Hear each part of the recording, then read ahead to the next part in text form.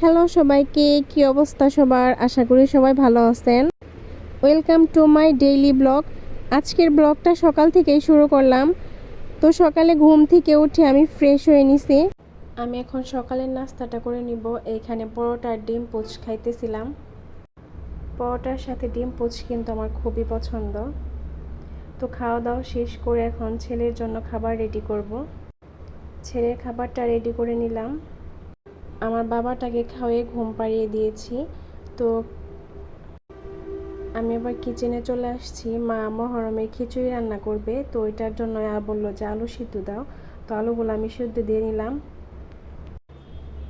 আলুগুলা সিদ্ধ হোক, আর আগে মা ফ্রিজ থেকে শিং মাছ বের করে রাখছিল। তো এগুলো এখন বাটনায় আমি পরিষ্কার করে নিতেছি।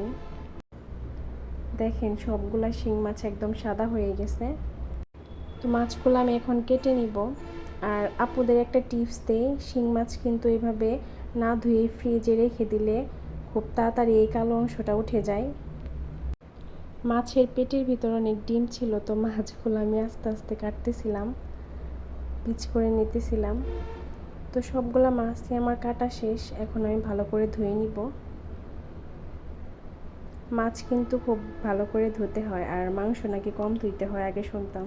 যাই হোক, মাছ আমি এখন ভুনা করব পেঁয়াজ দিয়ে।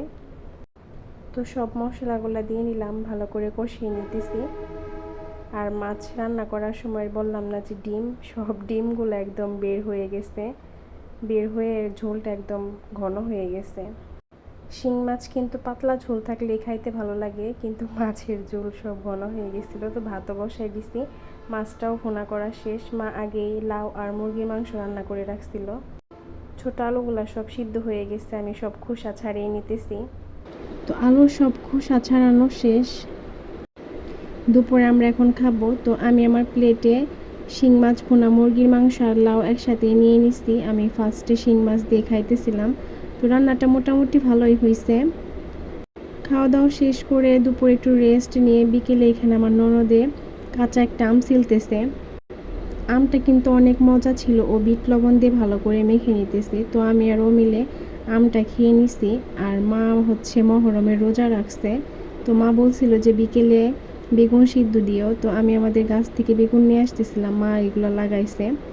তো বেগুন ভর্তাটা বানিয়ে নিছি, নিজেদের ফ্রেশ একদম বেগুন ভর্তাটা কিন্তু অনেক মজা হয়েছে। মার জন্য আমি আবার শরবত বানাইতেছিলাম, লেবুর শরবত। শরবতটা বানিয়ে আমি আবার ফ্রিজে রেখে দিব ঠান্ডা হওয়ার জন্য। ইফতারের আগে শুধু মাকে বের করে দিব।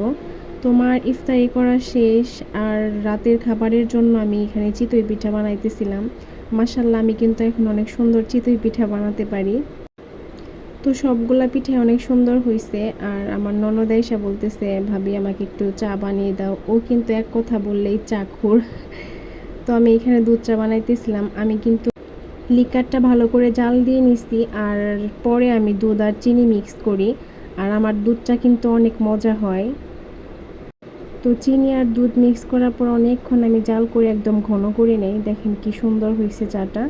তো মা আর ননদের জন্য বানানো শেষ। ভিডিওটি ভালো লাগলে লাইক, কমেন্ট, শেয়ার করে দিবেন। আল্লাহ হাফেজ।